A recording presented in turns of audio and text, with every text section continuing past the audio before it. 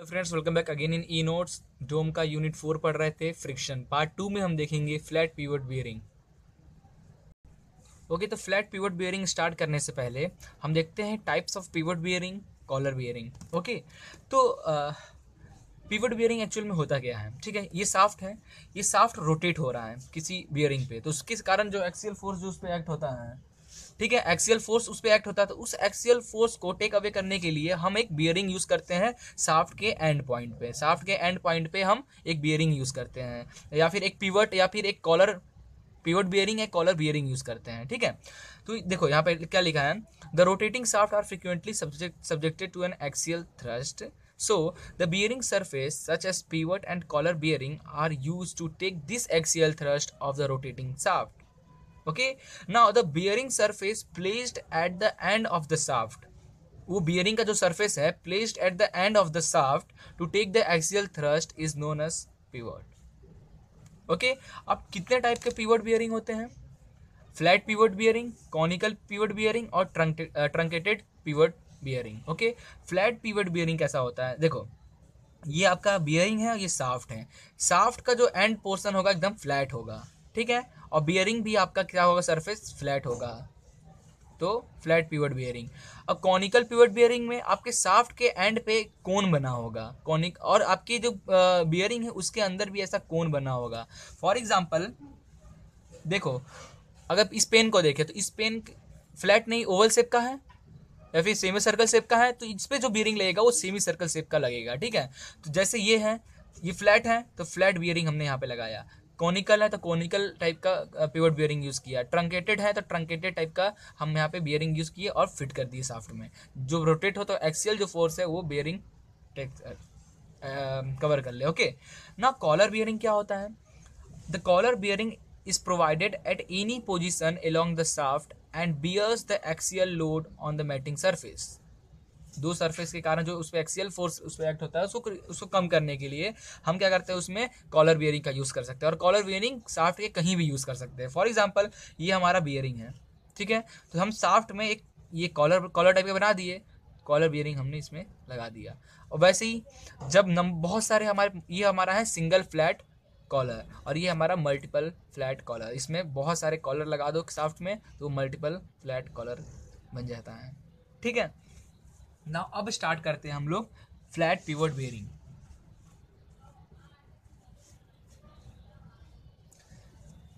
सो flat pivot bearing, तो ये आपको जो दिख रहा होगा ये फिगर, ये हमारा फ्लैट पिवट बियरिंग का हमने बनाया है। When a vertical shaft, this is a vertical shaft, red colour से जो दिख रहा है ये शाफ्ट है, in a flat rotates in a flat pivot bearing. देखो इसका ये सरफेस फ्लैट है, तो बियरिंग जो हमने लगाया है वो क्या कैसा है, इस शेप में बना होगा और अंदर हमने क्या किया, कट कर दिया है। ठीक है, हमने क्या किया, शाफ्ट को बीच से कट किया है, तो इसलिए मैं हैचिंग किया है, तो बियरिंग कुछ इस तरह दिखेगा। सेम ऐसा ही शेप का ऊपर लगा दो तो 3D में आपको समझ में आ जाएगा। ठीक है, अंदर से बियरिंग फ्लैट है, बियरिंग है अंदर से फ्लैट है। ओके, तो सर्कुलर शाफ्ट रोटेट हो रहा है हमारे बियरिंग पे। The sliding friction will be along the surface of contact between the shaft and bearing. जो स्लाइडिंग फ्रिक्शन है वो कहाँ होगा, along the shaft, along the bearing surface of, जहाँ पे टच हो रहा है, along the surface of bearing and the shaft. Okay, now इसका प्रूफ डिराइव करते हैं फॉर्मूला। ठीक है, तो radius R, capital R is the radius of bearing. ठीक है, bearing surface, capital R is the radius of bearing surface, W is the load transmitted over the bearing. Bearing पे जो load act हो रहा है, मीन्स जो shaft पे जो लोड एक्ट हो रहा है उसके कारण जो बियरिंग पे लोड एक्ट हो रहा है, that is W. R is the radius of bearing surface, P is the intensity of pressure per unit area of the bearing surface between rubbing surface. ये बियरिंग सरफेस और between rubbing surface means intensity of pressure, P is the intensity of pressure of the bearing. Now mu is the coefficient of friction, दो एक shaft ये है और ये bearing दोनों के बीच में जो कोफिशिएंट ऑफ फ्रिक्शन है इट इज म्यू। ओके, अब हमने क्या किया है, अब दो केस के बारे में हम डिस्कस करेंगे, फॉर यूनिफॉर्म प्रेशर थ्योरी के लिए और फॉर यूनिफॉर्म वियर कंडीशन के लिए। कंडीशन फॉर यूनिफॉर्म प्रेशर और कंडीशन फॉर यूनिफॉर्म वियर। ठीक है, तो मैंने ये दोनों समझाने के लिए आपको ऐसे बनाया है, दोनों ऐसे, आप चाहो तो अलग अलग पेज में भी लिख सकते हो, बट समझाने के लिए मैं डिफाइन बता रहा हूँ। तो सबसे पहले हम यूनिफॉर्म प्रेशर के लिए हम इसका देखते हैं, इस पर कितना टॉर्क निकलता है, उस पर क्या एन निकलता है। ठीक है, Now when the pressure is uniformly distributed over the bearing area, that is pressure is equal to load upon area. तो pressure is equal to load, that is W upon area, that is pi r square, shaft का cross section का area. Okay, now considering a ring of radius R and the thickness D R of the bearing area. ठीक है, हमने क्या किया, ये देखो ध्यान से, इसका मैंने क्रॉस सेक्शन ये बनाया है. ठीक है, ये जो आर दिख रहा है, ये आर. ठीक है, हमने एक एलिमेंट्री रिंग कंसीडर किया है एट आर डिस्टेंस पे, जिसका थिकनेस है डी आर. ठीक है, therefore area of bearing surface at ring जो हमने कंसीडर किया उसका area, that is a 2 pi R D R हो जाएगा. 2 pi R D R area of. Now the load transmitted to the ring. अब जो रिंग हमने कंसीडर किया है एलिमेंट्री रिंग, उस पर जो लोड एक्ट हो रहा है वो कितना हो रहा है, del W is equal to load. क्या होता है, pressure equal to load, pressure is equal to load upon area, तो load equal to pressure into area, तो pressure into area that is 2 pi R D R. ठीक है, ये हो गया. Now frictional resistance. Frictional resistance भाई क्या होगा, फ्रिक्शनल रेजिस्टेंस उसका F R is equal to mu del W. Friction resistance का फॉर्मूला यही है ना फ्रिक्शन का. देयरफॉर म्यू और डेल डब्ल्यू हमारा कितना आया, इतना आया. हमने mu P into 2 pi R D R. Therefore frictional torque, frictional torque क्या होगा, frictional resistance into R. Frictional resistance हमारा अभी इतना आया, तो यू पी और आर क्या है, आर है, तो 2 pi R D R U P into R, U into P into R. Okay, therefore frictional torque is 2 pi mu into P R square D R. हो गया. तो यूनिफॉर्म प्रेशर के लिए मैं बता रहा हूँ कैसे करना है. जब भी हम यूनिफॉर्म प्रेशर किसी का भी निकालें, फ्लैट पिवोट का निकालें, कोनिकल पिवोट का निकालें या ट्रंकेटेड पिवोट का निकालें, सबसे पहले तो हमें प्रेशर निकालना पड़ेगा. ठीक है, उसके बाद हमने एलिमेंट्री एरिया जो कंसिडर किया है उस पर कितना लोड एक्ट हो रहा है वो निकालेंगे. उसके बाद जो फ्रिक्शनल रेजिस्टेंस एक्ट हो रहा है उस एरिया एलिमेंट्री एरिया पे वो निकालेंगे. उसके बाद फ्रिक्शनल टॉर्क निकालेंगे. फ्रिक्शनल टॉर्क निकाला, ठीक है, एक्चुअल में अपन को सिर्फ फ्रिक्शनल टॉर्क निकालना रहता है.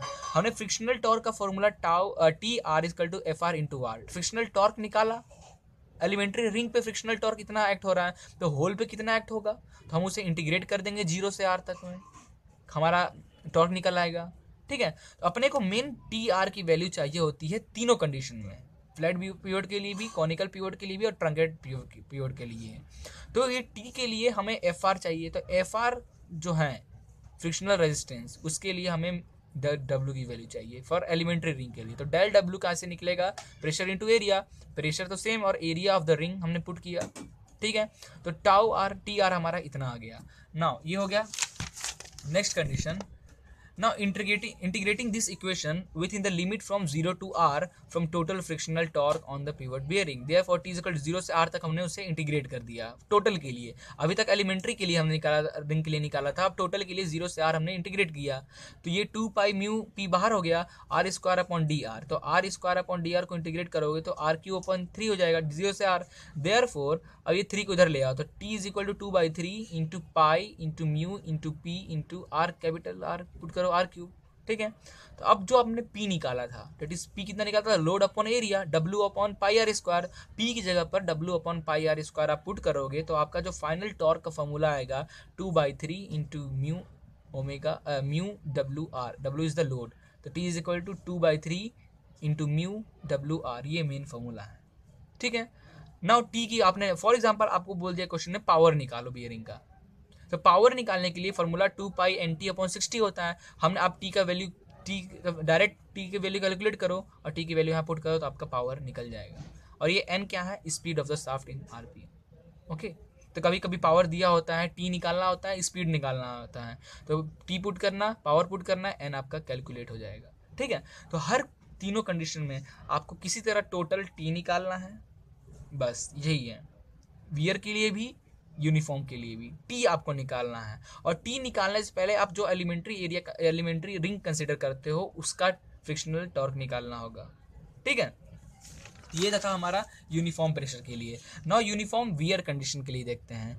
The rate of wear depend on intensity of pressure P and the velocity of rubbing surface V. Since V increases with distance R, therefore P into R is equal to C. That is C is the constant, therefore P pressure is equal to C upon R। हो गया।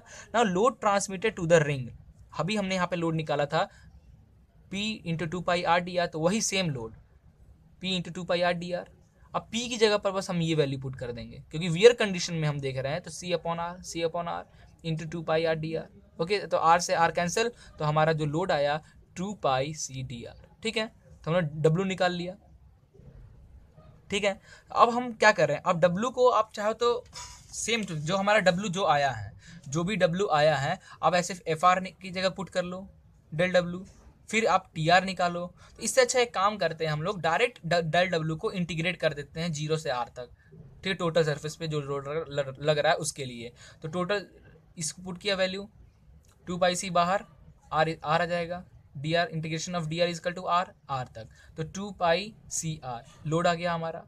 Therefore C की value अपन को चाहिए था, तो C की value क्या हो जाएगी, W अपॉन 2πr हो जाएगा।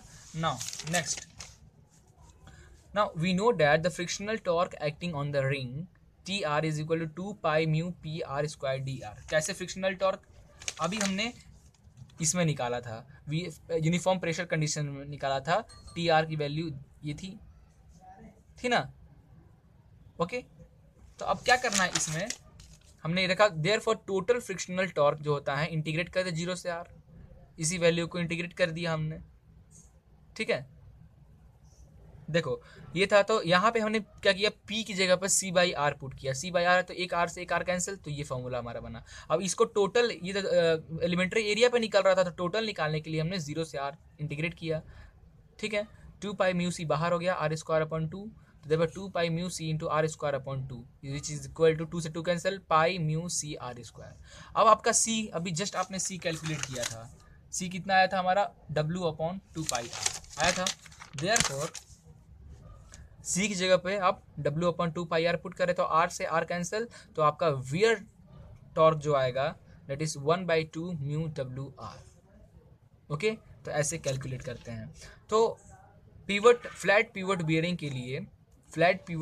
के लिए यूनिफॉर्म प्रेशर जब कंडीशन लगा के टॉर्क निकालोगे तो 2/3 म्यू WR आएगा, और यूनिफॉर्म वियर कंडीशन में टॉर्क जो आपका आएगा 1/2 mu WR,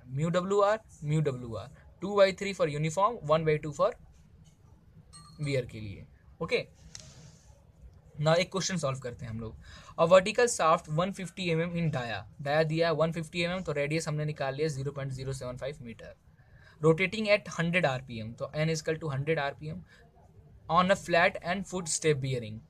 okay, the shaft carries a vertical load of 20 kN, vertical load it is 20 kN, 20 × 10³ newton. अब n दिया था 100 RPM, तो हमने ओमेगा निकाल लिया 2πn/60। Okay, assuming uniform pressure distribution and coefficient of friction equal to इतना, coefficient of friction हमारा इतना दिया है, बोला है as uniform pressure distribution theory से हमें फाइंड करना है पावर लॉस। ठीक है, तो from uniform pressure theory T का वैल्यू क्या होता है, 2/3 म्यू WR। ओके, तो म्यू का हम वैल्यू है 0.05, डब्ल्यू लोड है हमारा 20 × 10³ और R है हमारा दैट इज 0.075, तो हमने पूरी वैल्यू यहाँ पुट की। ओके, तो इससे हमारा T आ गया 50 न्यूटन मीटर। ओके, तो पावर क्या हो जाएगा, T इंटू ओमेगा, तो power equal to 50 into omega हमने जस्ट निकाला था दिस, या फिर पावर का फॉर्मूला आप ये भी लिख सकते हो, power equal to 2π/NT/60। T की वैल्यू पुट करो, n क्वेश्चन में दिया, n की वैल्यू पुट करो, फ्लैट पावर निकल जाएगा, जो पावर आएगा आपका 523.5 वाट। ओके, तो आई थिंक आपको पिवट बियरिंग समझ में आया होगा। सेम टू सेम ऐसे ही सेम कंडीशन एक रिंग कंसिडर करेंगे हम लोग, जैसे यहाँ पे हमने ये एलिमेंट्री रिंग कंसिडर किया था, सेम टू सेम तीनों कंडीशन में एलिमेंट्री रिंग कंसिडर करेंगे, उस पर हम लोग फ्रिक्शनल टॉर्क निकालेंगे, फ्रिक्शनल यूनिफॉर्म प्रेशर थ्योरी के लिए फ्रिक्शनल टॉर्क किस तरह निकालेंगे और उसको टोटल करने के लिए इंटीग्रेट कर देंगे, और यूनिफॉर्म वियर के लिए हम लोड कितना एक्ट हो रहा है वो निकालेंगे, टोटल लोड निकालेंगे, फिर हमारा फ्रिक्शनल टॉर्क के फार्मूला पुट करेंगे, वहाँ पे हम ये वाला जो PR इंटू GC आता है, P equal to C/R put करेंगे, और फिर जैसे यहाँ पे सॉल्व किया वैसे वहाँ भी हम सॉल्व करेंगे। ओके, तो नेक्स्ट लेक्चर में देखते हैं। तो thank you for watching this video, please like and share it.